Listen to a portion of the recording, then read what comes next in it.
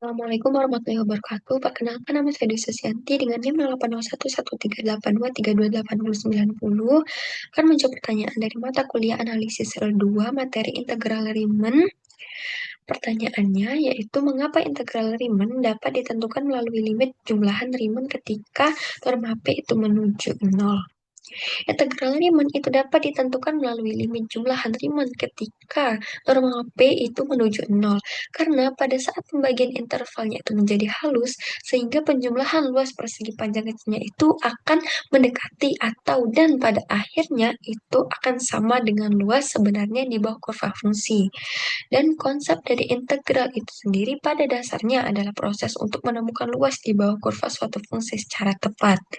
Yang pada awalnya, luas di bawah kurva didekati dengan membagi interval tertutup A, B itu menjadi beberapa bagian kecil yang disebut dengan partisi.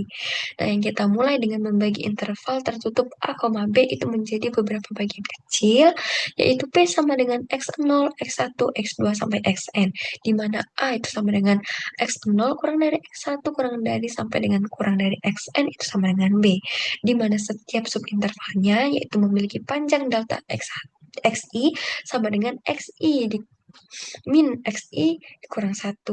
Nah, kita ambil satu titik di tiap subintervalnya, itu misalnya ti sub anggota dari interval xi kurang 1, xi. Nah, hitung luas persegi panjang kecilnya itu dengan tinggi FTI dan lebarnya yaitu delta XI. Jumlah dari semua persegi panjang ini disebut dengan jumlah Riemann.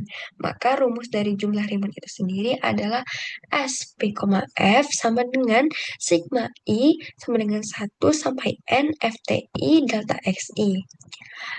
Namun, karena pembagian tersebut itu masih memiliki lebar tertentu, jadi hasilnya itu hanya merupakan pendekatan terhadap luas sebenarnya.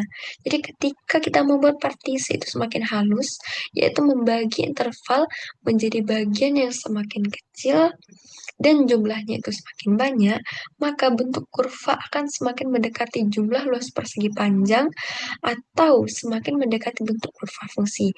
Seperti pada contoh gambar di sini. Nah, itu kan dalam batas ketika norma P-nya itu menuju 0. Jadi jumlah Riemann-nya itu tersebut menjadi sangat halus sehingga perbedaan antara luas persegi panjangnya itu dan luas sebenarnya itu di bawah kurva menjadi 0 gitu. Dengan ukuran kehalusan partisi itu bisa dilambangkan dengan norma P menuju max delta X1, delta X2 sampai dengan delta Xn. Nah, pada titik inilah limit dari jumlah Riemann itu mendefinisikan nilai integral Riemann yang sesungguhnya, yaitu luas tepat di bawah kurva pada interval tertutup A, B. Jadi, fungsi f itu disebut dengan integral Riemann pada